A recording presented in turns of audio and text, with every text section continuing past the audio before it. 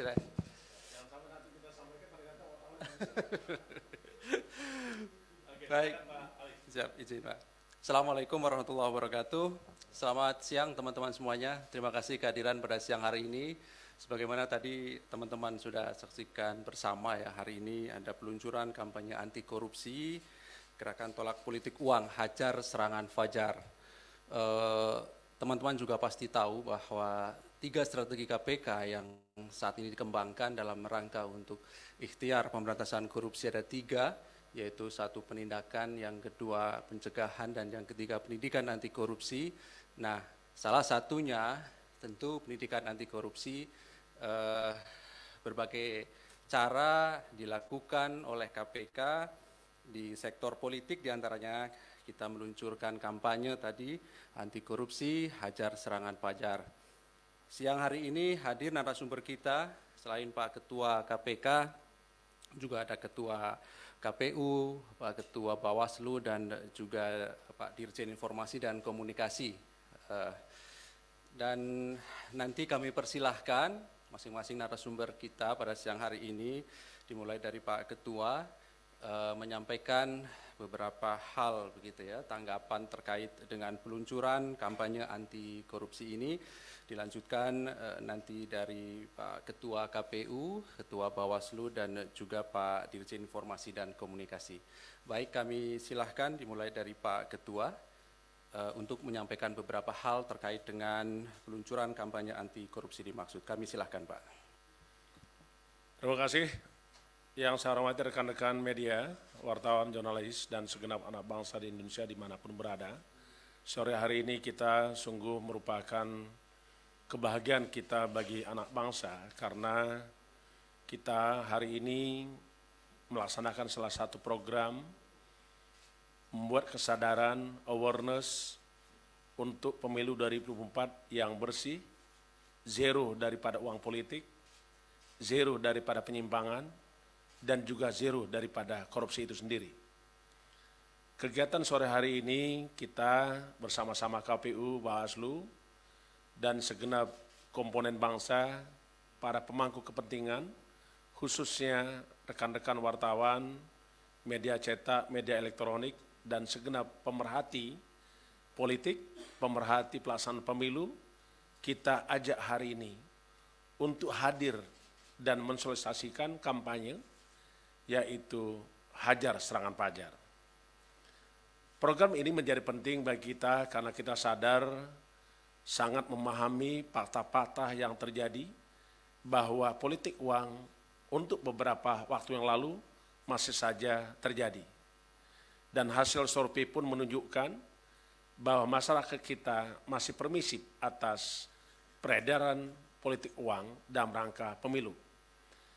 Untuk itu KPK memiliki komitmen bersama segenap penyelenggara pemilu, peserta pemilu untuk meniadakan politik uang dengan cara kita mengajak segenap masyarakat untuk menolak uang dalam rangka pemberian suara. Karena kita sadar bahwa negara kita sangat ditentukan oleh mekanisme pemilihan umum yang tiap 5 tahun sekali kita laksanakan. Para pemimpin bangsa, para anggota legislatif, dan DPD itu juga harus bersih dari praktek-praktek uang. Harus bersih dari praktek-praktek korupsi. Karena KPK juga melaksanakan salah satu upaya pemberantasan korupsi, di samping upaya pendidikan, pencegahan, penindakan, dan melibatkan masyarakat, KPK juga mengedepankan orkestrasi pemberantasan korupsi yang melibatkan kekuasaan legislatif, yudikatif, eksekutif, penyelenggara pemilu, maupun partai politik. Saya sungguh berharap dan segenap insan KPK berharap bahwa pemilu 2024 bebas dari praktek-praktek korupsi, bebas dari politik uang. Karena kita sadar bahwa suara rakyat adalah suara Tuhan. Vox populi, vox Dei. Karena itu marilah kita maknai bahwa suara rakyat adalah suara Tuhan, maka tidak boleh terjadi jual beli suara rakyat. Saya berharap demokrasi kita semakin berkualitas, demokrasi kita semakin berintegritas, sehingga kita pun akan punya harapan bahwa Indonesia akan bebas dari korupsi, Indonesia akan mewujudkan cita-cita nasional kita untuk memajukan kesejahteraan umum, mencerdaskan kehidupan bangsa untuk kita semua.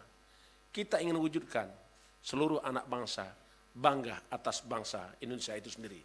Saya kira itu. Di sebelah saya ada dari Kominfo juga hadir, karena mereka adalah mitra KPK di dalam rangka distribusi informasi, dan juga kita berharap rekan-rekan media mensosialisasikan dan mengkampanyekan salah satu program KPK dalam pemilu 2024, yaitu Hajar Serangan Fajar. Selanjutnya saya kembalikan kepada Pak Ali Fikri. Saya kira hadir semua ya, lengkap kita. Ada Ketua KPU, ada Ketua Bawaslu, ada dari Kominfo, dan saya kira kita akan bergandengan tangan, bahu-membahu untuk mewujudkan pemilu 2024 yang berkualitas, bersih dari korupsi. Saya kembalikan kepada Pak Ali Fikri. Terima kasih. Baik, terima kasih Pak Ketua. Dilanjutkan Pak Ketua KPU, Pak Hasyim Asyari, kami silakan Pak untuk menyampaikan tanggapan dari peluncuran agenda gerakan tolak politik uang Hajar Serangan Fajar ini. Kami silakan Pak. Terima kasih. Assalamualaikum warahmatullahi wabarakatuh. Rekan-rekan jurnalis, terima kasih atas kesempatan yang diberikan oleh KPK.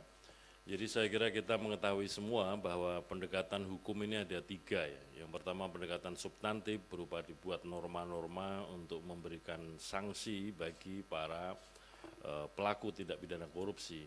Yang kedua adalah pendekatan kelembagaan, dibentuk berbagai macam lembaga untuk menegakkan hukum dalam rangka untuk memberantas korupsi, di antaranya kehadiran KPK ini juga dalam rangka itu. Kemudian yang ketiga adalah pendekatan kultural.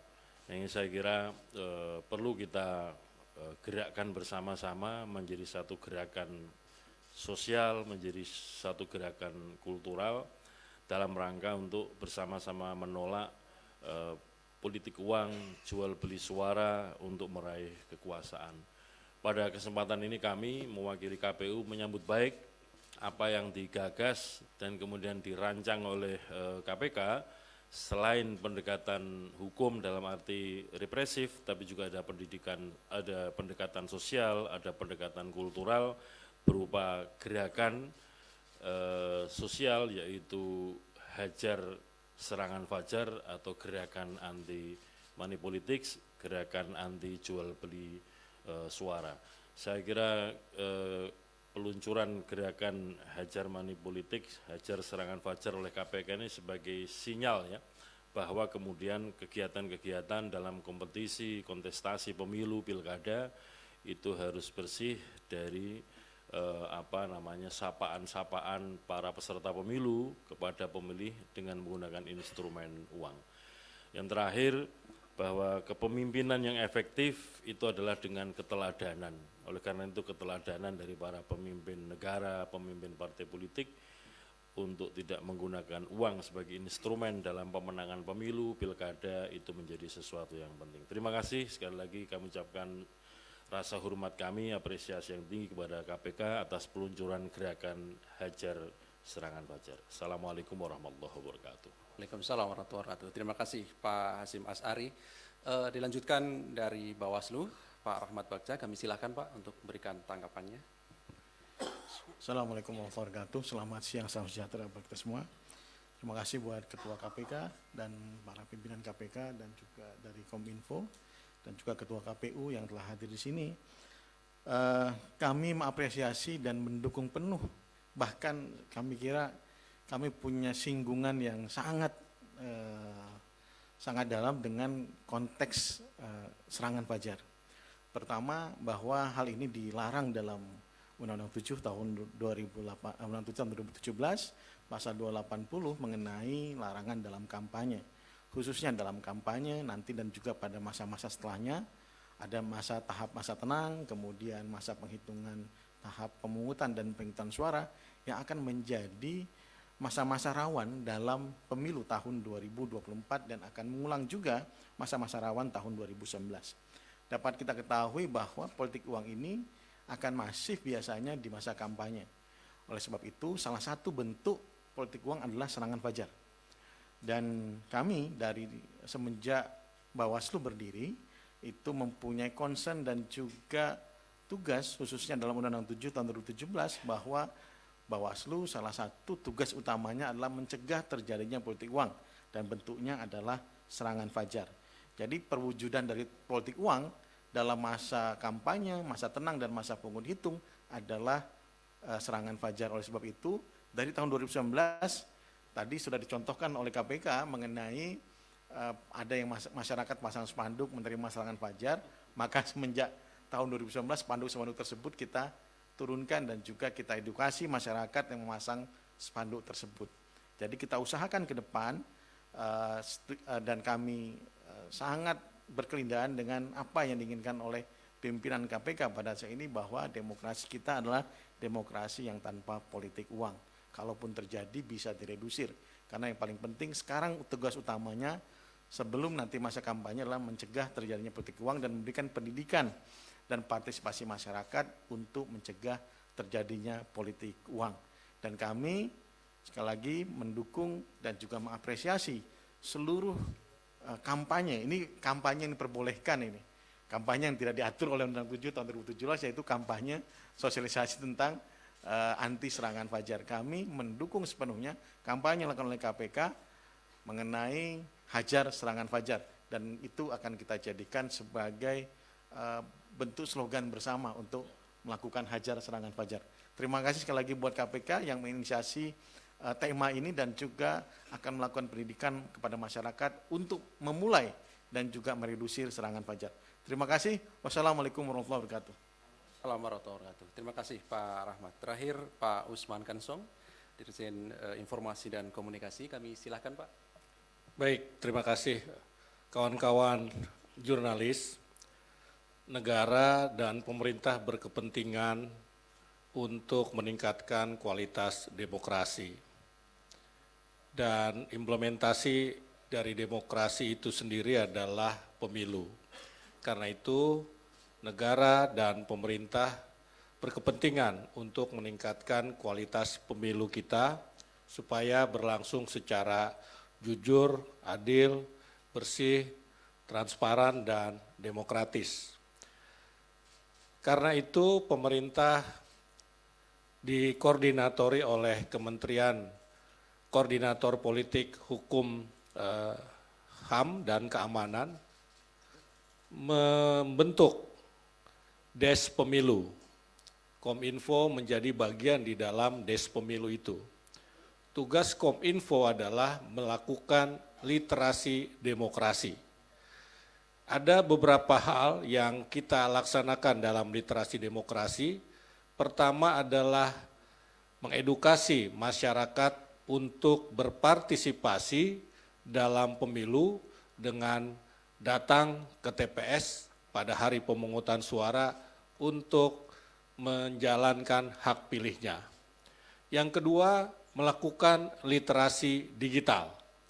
Dalam literasi digital ini, kami mengajak masyarakat untuk mengisi ruang digital sebagai wahana pendidikan politik, bukan untuk katakanlah membuat hoax, menyebarkan hoax politik. Yang ketiga adalah literasi anti politik uang, yang dalam hal ini adalah literasi hajar, serangan fajar. Nah, dalam hal ini ya kami mendukung sepenuhnya kampanye KPK hajar serangan fajar. Kominfo akan menggunakan seluruh kanalnya yang kita miliki untuk mengkampanyekan hajar serangan fajar. Kita punya 16 outlet ataupun kanal di media sosial.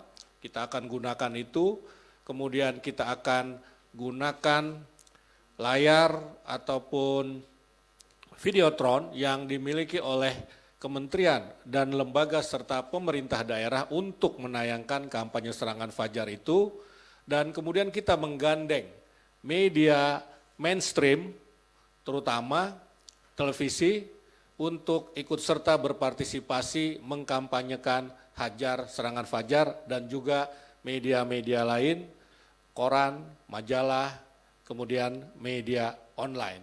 Dan terakhir kita juga akan meminta partisipasi perusahaan-perusahaan telekomunikasi, operator seluler, untuk kita mintakan melakukan SMS blast atau WhatsApp blast berisi pesan Hajar Serangan Fajar itu. Intinya Kementerian Komunikasi dan Informatika sekali lagi mendukung sepenuhnya kampanye Hajar Serangan Fajar oleh KPK karena ini akan meningkatkan kualitas demokrasi Indonesia. Terima kasih. Baik, terima kasih Pak Usman Kansong. Berikutnya kami silahkan teman-teman, 3 orang kami beri kesempatan dan perlu kami ingatkan kita fokuskan dulu ya. Pertanyaan-pertanyaannya terkait dengan kegiatan kita sore hari ini. Kami silakan yang pertama Mas Mario, sebutkan nama dan medianya serta pertanyaan ditujukan kepada siapa gitu ya. Silakan. Iya, terima kasih. Saya Mario dari Metro TV. Saya ingin menanyakan bagaimana tanggapan khususnya Ketua KPU dan Bawaslu yang kita tahu bahwa tagline Serangan Fajar ini dari analisa terkait pemilu ataupun berdemokrasi ini hanya di hulu.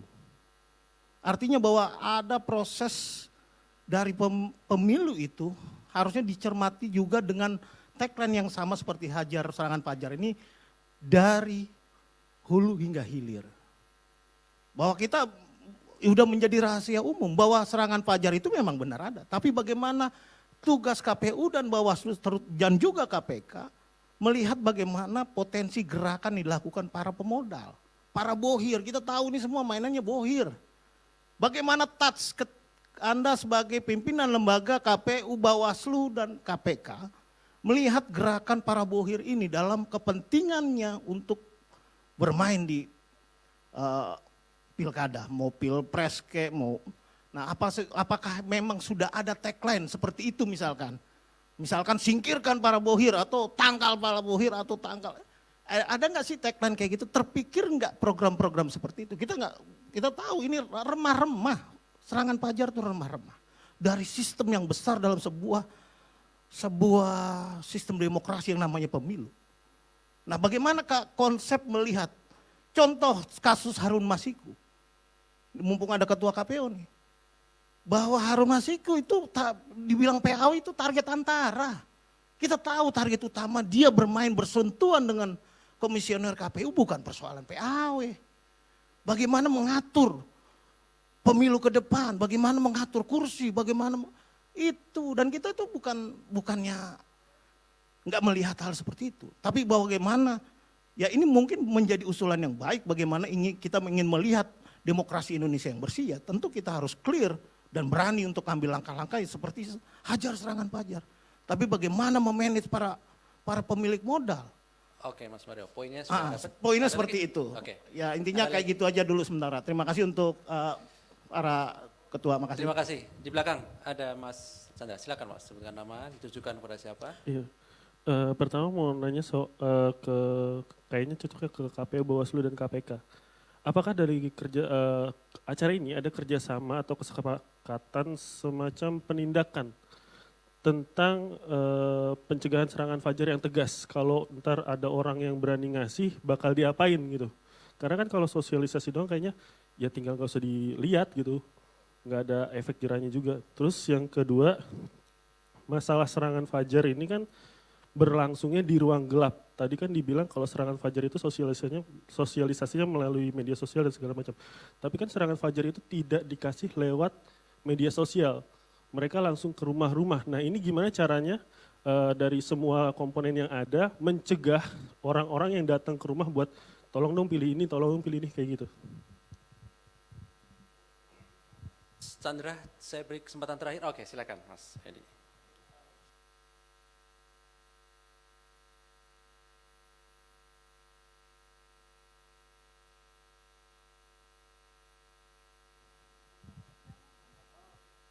Tes.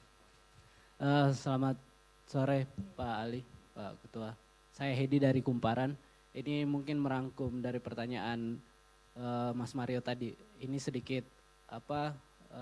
penasaran aja karena tagline-nya adalah serangan fajar tapi pesertanya partai politik gitu kan, yang menerima serangan itu kan masyarakat gitu kan, mestinya mereka yang menahan gitu. Kenapa kemudian yang diberi sosialisasi itu adalah partai politik yang kemudian ya kan mereka yang calon yang harusnya mungkin kalau ini yang akan memberi gitu. Kenapa yang orang yang tidak memberi yang diberi sosialisasi begitu. Dan bagaimana jaminan KPK bagaimana jaminan KPK dan Kominfo misalkan, terus KPU dan Bawaslu meyakinkan bahwa tagline Hajar Serangan Fajar ini akan sampai ke masyarakat kan. Yang serangan fajar itu kan terjadi paling dasar gitu, paling di tingkat bawah. Itu sih maksudnya pertanyaan saya ininya, kenapa kemudian pesertanya adalah partai politik, bukankah sebelumnya ada sesi khusus untuk partai politik? Terima kasih Pak Ali. Baik, terima kasih. Saya kira cukup ya teman-teman, 3 penanya mewakili dari teman-teman yang hadir pada sore hari ini. Kami silahkan nanti ditanggapi dan respon Pak Hasyim Asyari berturut-turut, kemudian Pak Rahmat, dilanjutkan Pak Ketua, dan terakhir Pak Usman bila kemudian nanti juga akan menambahkan, kami silahkan Pak. Kami silahkan Pak Hasyim Asyari. Terima kasih. Saudara sekalian, jadi yang namanya suap menyuap, jual beli suara itu kalau dalam istilah yang lazim digunakan ya, pasti ada yang memberi dan ada yang menerima. Nah, oleh karena itu seberapa besar pun besarnya istilah Mas Mario bohirnya dan segala macam, tapi kalau ada gerakan sosial, gerakan budaya masyarakat menolak juga tidak akan berpengaruh. Dan itu di banyak tempat menunjukkan bahwa ada peredaran uang tetapi tidak juga berpengaruh untuk menentukan pilihan. Oleh karena itu saya kira selain ya komitmen para pimpinan partai politik, para calon, karena yang berkepentingan dengan suara, berkepentingan dengan kursi kan para elit ya. Tetapi di sisi lain juga harus ada keberanian, ada gerakan sosial, ada gerakan kultural masyarakat pemilih untuk menolak ketika kehadiran dan kemudian untuk memilih calon, memilih peserta pemilu itu harus dengan sapaan uang. Ini saya kira yang penting untuk dilakukan. Saya kira itu, bahwa kemudian ada instrumen lain, sudah ada warning, sudah ada gerakan sosial seperti ini, ternyata prakteknya masih ada, maka kemudian tidak bisa dipungkiri strategi berikutnya berupa penegakan hukum juga tidak bisa ditinggalkan untuk situasi itu. Nah, yang saya kira rumit ya, dan ini memang tidak bisa kemudian KPK saja, para penegak hukum saja, itu sudah menjadi semacam adagium bahwa kesannya itu bahwa pemilu ini, ada orang pernah nulis di sebuah media itu istilahnya MPM ya, dimulai dari money to get the power and then more money. Nah, ini kan berkelayut kelindan yang kemudian bagaimanapun harus ada gerakan sosial, ada gerakan budaya yang kuat di masyarakat untuk menolak suaranya itu diberikan karena imbalan uang atau karena sapaan uang. Saya kira itu yang dapat saya sampaikan. Terima kasih. Terima kasih. Pertama tagline, kami kalau tagline saya kira mau yang paling besar sebenarnya anti politik uang, itu tagline tersendiri. Tolak politik uang, tagline tersendiri. Politik uang macamnya banyak, entah itu dari bohir atau supernya bohir. Itu di situ nanti juga akan berkaitan juga dengan tadi disebutkan oleh Mas Hasyim, suap menyuap untuk kandidasi misalnya, itu juga terjadi. Nah, itulah yang kemudian bagaimana, kenapa yang diundang itu saya kira tepat yang di pendekatan dilakukan oleh KPK, yang diundang itu partai politik. Karena yang perlu diajarkan pertama kali adalah pembuatnya dulu. Yang diduga membuat itu yang perlu diajarkan sosialisasi bahwa ke depan kalau mau berkampanye itu tanpa politik uang dan serangan fajar. Tentu juga membuat tagline seperti ini diterima oleh peserta pemilu yang kemudian mungkin saja menggunakan segala cara dalam mendapatkan suara pemilih atau vote gathernya itu melalui politik uang, itu bisa diredusir dengan hal tersebut. Ke depan tentu kita punya cita-cita yang sama, tadi telah disebutkan oleh Pak Ketua KPK bahwa ke depan hal-hal seperti ini perlu diredusir dan kemudian untuk apa? Bahwa bangsa ini mempunyai tujuan yang mulia untuk mencapai Indonesia yang adil dan makmur itu pasti tanpa politik uang atau dengan sedikit politik uang. Sedikit bukan kemudian diredusir lah politik uangnya. Bukan kemudian kita memaafkan politik uang, tidak, tapi kemudian hal tersebut bisa diredusir. Tentu tadi dengan studi yang dilakukan oleh KPK itu menjadi pertanyaan tersendiri buat partai politik peserta pemilu. Apakah masih mau menggunakan hal yang sama? Apakah juga masih mau membuat bangsa ini akhirnya pasti bermasalah ke depan. Oleh sebab itu saya kira tepat kenapa yang diberikan adalah teman-teman parpol, karena yang kemungkinan untuk meraih vote gather ya teman-teman partai politik, baru kemudian masyarakat. Saya kira juga nanti KPK juga setelah membuat sistem perbaikan partai politik tentang bagaimana partai politik itu membiayai dirinya. Itu yang kemudian kita harus berbicara tentang sistem kepartaian ke depan. Saya kira KPK punya studi tentang itu. Pernah saya bicara, kita ngobrol tentang hal tersebut dan KPK sudah punya studi tentang itu, sehingga kemudian bisa dilakukan tindakan-tindakan ke depan bagaimana memperbaiki untuk kepada para pembuat undang-undang agar memperbaiki sistem kepartaian kita ke depan. Dan juga terhadap kasus-kasus serangan fajar, pertama yang namanya pidana bagi kami, tentu teman-teman yang pernah belajar hukum, bahwa pidana itu sebagai ultimum remedium, upaya hukum terakhir, tidak dijadikan sebagai pisau pertama, tidak. Pisau pertama adalah pencegahan. Nah, apa yang disampaikan oleh Mas Hasim juga, jika kemudian ada indikasi membudaya dari teman-teman sosiolog dan lain-lain, maka tentu pendekatannya bukan tentang penindakan. Kalau penindakan pasti akan selalu ketinggalan. Oleh sebab itu pendekatannya adalah pencegahan. Oleh sebab itu KPK punya dua fungsi ini, sama dengan Bawaslu, itu pencegahan dan penindakan. Ke depan hal tersebutlah yang harus didahulukan. Karena kalau penindakan kita menindak satu akan muncul lagi dua kasus lagi ke depan. Oleh sebab itu pencegahan untuk teman-teman partai politik menggunakan hal-hal yang lebih prinsipil, ideologi partai, kemudian pendekatan sosial politik kepada masyarakat, menegaskan bahwa dirinya berbeda dengan yang lain, kenapa dia harus dipilih dan lain-lain, tanpa politik uang, itulah yang harus diutamakan. Itulah yang kemudian apa yang disebut sebagai pendekatan kultural ke depan dan juga sebagai fungsi pencegahan baik Bawaslu maupun KPK. Terima kasih. Assalamualaikum warahmatullahi wabarakatuh.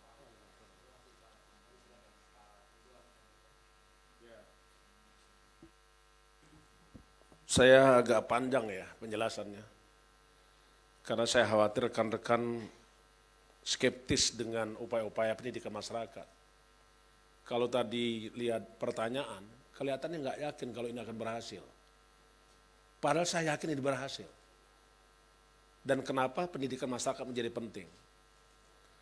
Saya akan mulai dulu dari fakta empiris. Jadi kita membuat program itu tidak hanya terjun bebas. Pasti ada landasan pemikirannya, ada konsep pemikirannya. Saya buka dulu tentang statistik tindak pidana korupsi yang dilakukan oleh para penyelenggara negara. Dari sejak tahun 2004 sampai dengan 2023 sekarang, bulan Juli ini, itu total tersangka kasus korupsi yang ditangani oleh KPK 1.615 sampai hari ini. Kalau kita masuk kepada yang bersinggungan dengan sistem dan mekanisme politik, itu boleh kita klaster satu dari kepala daerah, itu kurang lebih 161 bupati wali kota. Dan itu diproduksi oleh pilkada. Yang kedua, gubernur 24 orang. Itu pun dari produksi pilkada. Kan nggak ada ya gubernur kepala daerah yang tanpa pemilu kan. Nah, artinya ini. Yang berikutnya apa? Anggota DPR dan DPRD. Ini menempati urutan ketiga terbesar. Tersangka kasus korupsi yang ditahan oleh KPK. Dengan total 344 orang. Yang tertinggi itu swasta 404, eselon 1, 2, 3, 4 itu 351, artinya di bidang penyelenggaraan negara, anggota legislatif DPR dan DPRD menduduki peringkat pertama yang terlibat kasus korupsi, sebanyak 344 orang. Baru di bawahnya penyelenggara negara, gubernur, bupati, dan wali kota. Yang total gubernur, bupati, wali kota kurang lebih jumlahnya adalah 100, ulangi lebih, sudah 200 ya. 185 orang. Gubernur, bupati, wali kota 185 orang. DPR, DPRD 344 orang. Apakah dengan penindakan ini korupsi berhenti? Tidak. Karena itu KPK berpikir aparat penegak hukum sudah kuat, regulasinya sudah kuat, tapi orang masih melakukan korupsi. Salahnya di mana? Tentu kita berpikir bagaimana mengubah perilaku orang. Perilaku orang itu bisa diubah dengan pendidikan. Karena pendidikan adalah senjata yang paling ampuh untuk mengubah dunia ini. Termasuk juga mengubah budaya orang. Karena itu Pak, menjadi penting program pendidikan, program pencegahan, dan juga program penindakan. Pendidikan sudah selesai, sudah kita kerjakan Pak. Selanjutnya, itu jawaban pertama kenapa pendidikan menjadi penting, kenapa pun juga hajar serangan pajar ini menjadi penting. Karena disitulah titik awal terjadinya korupsi. Dengan orang menebar serangan pajar, si pemberi dan penerima permisif melakukan itu, maka korupsi tidak bisa kita hentikan. Selanjutnya Pak, tadi saya sampaikan juga, kenapa parpol, ini ada yang bertanya tadi kan, kenapa diundang parpol? Siapa tadi yang nanya? Siapa? Ya kan, nah, kumparan ya. Nanya kenapa parpol? Kita mengambil dan mengajak parpol karena tadi ada 6 peran penting parpol. Parpol menerima mandat rakyat. Ayo coba. Parpol menguasai suara rakyat. Ayo coba. Parpol menentukan wakil rakyat. Parpol menentukan pimpinan daerah, kabupaten, kota, gubernur, dan presiden. Parpol juga menentukan regulasi. Dan parpol juga yang menentukan orang yang duduk di DPR. Seluruh produk kita tidak ada yang lepas dari kontrol partai politik. Karena dalam undang-undang pemilu kita, undang-undang pilpres kita mengamanatkan calon pimpinan presiden dan wakil presiden itu diusung oleh partai politik atau gabungan partai politik. Itulah yang menjadi pemikiran pertama, kenapa partai politik yang kita lakukan program-program pendidikan masyarakat. Salah satunya Pak, program politik cerdas dan berintegritas. Program paku integritas, penanaman nilai-nilai integritas kepada penyelenggara negara. Program indeks integritas partai politik. Kita masuk Pak. Ada 5 area yang kita kerjakan di partai politik.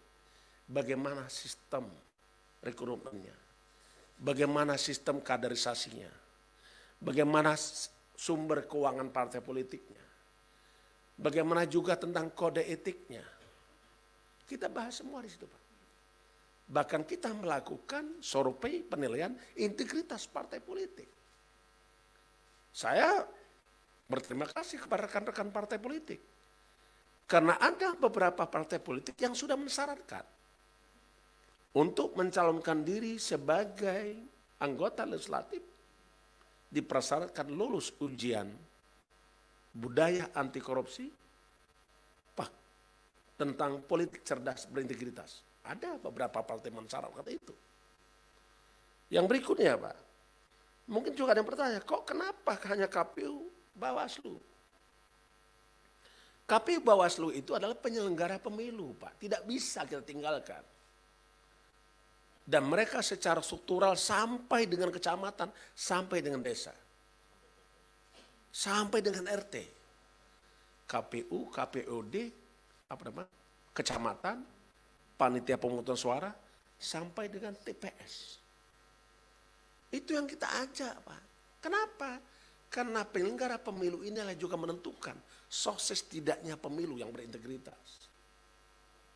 Tadi menjawab pertanyaan Pak Mario. Jadi integritas para penyelenggara pemilu itu jadi penting. Berikutnya Pak, Bawaslu juga sebagai penyelenggara pemilu. Yang lain Pak, peserta pemilu. Kalau kita bicara tentang peserta pemilu, partai politik dan para calon. 26 partai politik sudah mengikuti, Pak. Dan seluruh kader partai politik sudah mengikuti pendidikan politik cerdas dan berintegritas. Kita lakukan itu. Tahun depan, Pak, kita juga akan bekerja untuk seluruh anggota legislatif yang terpilih, Pak. Kita ikutkan pendidikan politik cerdas berintegritas. Inilah upaya-upaya serius KPK untuk menghentikan dan membebaskan negeri ini dari praktek-praktek korupsi. Dari pendidikan kita sentuh perilakunya supaya berubah. Dengan pencegahan kita perbaiki sistemnya.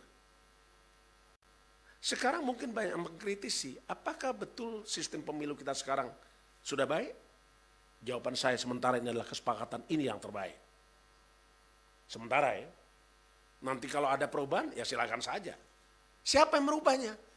Pemerintah dan lagi-lagi anggota DPR yang perwakilan dari partai politik. Enggak ada orang bisa duduk di legislatif. Pak Mario kan ada kakak atau adik itu di DPR di Kabupaten Provinsi Jawa Barat. Siapa? Kakak atau adik itu?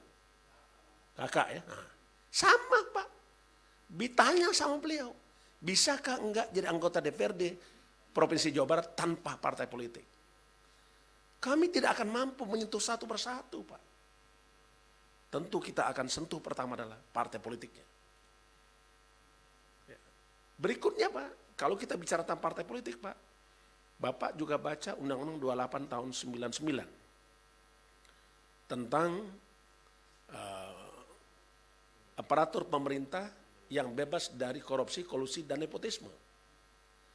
Bapak baca di situ, Pak. Pengurus partai tidak termasuk dalam penyelenggara negara. Ayo silakan Pak, kalau mau kritis beneran gitu loh.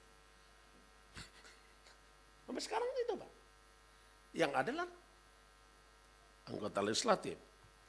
Selanjutnya Pak, tidak kalah pentingnya adalah kenapa juga kita menyasar partai politik. Karena sampai hari ini Pak, partai politik kita tidak pernah berkurang. Bahkan bertambah. Tahun 2019 yang lalu jumlah partai politik yang ikut pemilu 20 ya. Ya. Yang baru sekarang 6. 6 itu adalah 4 partai nasional baru dan 2 partai lokal baru. Aceh. Sudah 26 partai politik Pak. Hari ini. Bapak bisa bayangkan Pak. Suara rakyat itu tidak begitu signifikan meningkatnya, jumlahnya. Karena pertumbuhan penduduk kita juga tidak begitu tajam peningkatannya. Tapi pertumbuhan partai politik lebih dari laju pertumbuhan jumlah pemilih. Kira-kira begitu Pak. Nah apa maknanya Pak? Maknanya artinya suara rakyat akan semakin mahal. Karena udah banyak pilihan, kan ada 26 partai yang bermain. Itulah juga Pak kita sasar kenapa kita adakan program Hajar Serangan Fajar. Dan kalimat Hajar Serangan Fajar ini sudah merupakan pilihan akhir Pak. Bukan pilihan KPK. Kita lakukan survei. Saya kasih contoh Pak ya. Dulu faktanya orang menerima uang dan memilih yang bersangkutan. Itu era beberapa waktu lalu. Terus terjadi pergeseran. Menerima uang tapi tidak memilih. Saya kasih contoh Pak, saya pernah jadi Kapolres Brebes. 1 Jawa Tengah dengan beliau ini Pak. Saat ada pilkada Pak, atau pilkades ya. Di pematang sawah itu orang tidak bergerak ke TPS Pak. Berjejer dan nunggu di pematang sawah. Saya tanya kepada mereka, sudah milih? Belum Pak Kapolres. Loh kenapa? Waktunya masih panjang. Terus kenapa belum milih? Calon satunya belum lewat Pak. Jadi kalau satu desa itu ada 3 calon Pak, itu diabsen Pak oleh pemilih. Artinya apa Pak? 3 calon kepala desa semuanya bayar. Berarti benar konsep ini. Menerima uangnya tapi tidak memilih orangnya. Dulu menerima uangnya, memilih orangnya. Nah sekarang kita ingin ubah Pak Mario. Kita ingin ubah tidak menerima uangnya, tetapi tetap memilih. Itu yang kita inginkan. Karena jangan sampai nanti persentase kepesertaan pemilihan itu jadi turun. Ini tidak boleh terjadi Pak. Inilah juga peran penting media. Sukses pemilu itu Pak, dari pertama adalah penyelenggara pemilu, KPU dan Bawaslu. Mereka sampai ke desa-desa Pak. Nah ini harus kita jaga. Kedua adalah peserta pemilu sendiri, partai politik dan calonnya. Ketiga yang menentukan adalah rakyat pemilihnya sendiri yang menentukan. Yang keempat mungkin adalah situasi keamanan yang menentukan. Yang kelima adalah tokoh masyarakat menentukan. Bagaimana tokoh masyarakat berperan untuk mengajak orang hadir di TPS-TPS. Yang berikutnya Pak, media. Yang bisa membantu suksesnya pemilu. Dan elemen yang saya sebutkan tadi Pak, semuanya hadir di acara Hajar Serangan Fajar. Jadi saya punya keyakinan Pak, pemilu 2024 akan berkualitas, akan berintegritas, dan pemilu bebas dari korupsi. Harus begitu Pak. Dan satu lagi Pak, jangan cuma slogan. Vox populi, vox dei. Suara rakyat adalah suara Tuhan. Tolong dimaknai, karena sadar bahwa suara rakyat adalah suara Tuhan, jangan diperjualbelikan. Saya udah hitung-hitung Pak. Kalau seandainya 1 suara orang beli 200.000 Pak, untuk 5 tahun bagi Pak. 200.000 bagi 5 tahun. Berarti setahunnya dapat 400 rupiah. 400 rupiah bagi 363 hari. Berarti hanya dapat 10 rupiah 1 hari. Apakah rakyat mau menjual suaranya 10 rupiah 1 hari? Menitipkan bangsa ini untuk 5 tahun ke depan. Menitipkan bangsa ini yang bebas dari korupsi. Menitipkan bangsa ini untuk mewujudkan tujuan negara. Ini Pak, tolong rekan-rekan media sampaikan. Jangan skeptis Pak. Ya. Tidak boleh menyerah. Juara itu tidak pernah menyerah Pak. Terima kasih. Silakan. Baik, terima kasih Pak Ketua. Baik, terakhir kami beri kesempatan Pak Usman Kansong berikan tanggapan dari respon dari teman-teman media tadi. Silakan Pak. Teman-teman, ada gium seperti ini. Tidak ada demokrasi tanpa politik dan tidak ada politik tanpa partai politik. Itu artinya peran partai politik dalam meningkatkan kualitas demokrasi itu sangat penting. Utama dia begitu. Ya, tetapi kampanye ini tentu saja tidak hanya ditujukan kepada peserta pemilu, partai politik, tetapi juga penyelenggara pemilu dan pemilih. Ya, artinya kita semua. Ya, kita semua memang di dalam peluncuran kampanye ini yang diundang partai politik, tapi sebelumnya dan setelah ini kita akan mengkampanyekan secara masif ya kepada masyarakat untuk ya. Betul sekali. Iya. Jadi kita akan mengkampanyekan secara masif lewat media massa, lewat kanal-kanal yang dimiliki oleh kementerian dan lembaga, agar hajar serangan fajar ini, agar masyarakat menolak politik uang. Nah, kira-kira begitu. Jadi ada momennya lah, ada saatnya kita akan kampanyekan kepada seluruh masyarakat ya, bukan hanya partai politik. Terima kasih. Baik, terima kasih. Saya kira cukup ya teman-teman, sudah cukup jelas tanggapan dari narasumber kita pada sore hari ini. Sebagai penutup, tentu kami ingin sampaikan untuk melaksanakan implementasi kampanye anti politik uang ini, KPK juga menyerukan agar kita semua masyarakat, teman-teman media, untuk berkolaborasi untuk menggaungkan pesan kampanye anti politik uang hajar serangan fajar dalam rangka untuk terus meliterasi dan mengedukasi masyarakat serta peserta pemilu agar menolak segala bentuk politik uang. Baik, terima kasih kehadiran narasumber kita pada sore hari ini dan teman-teman semuanya. Kami akhiri. Assalamualaikum warahmatullahi wabarakatuh.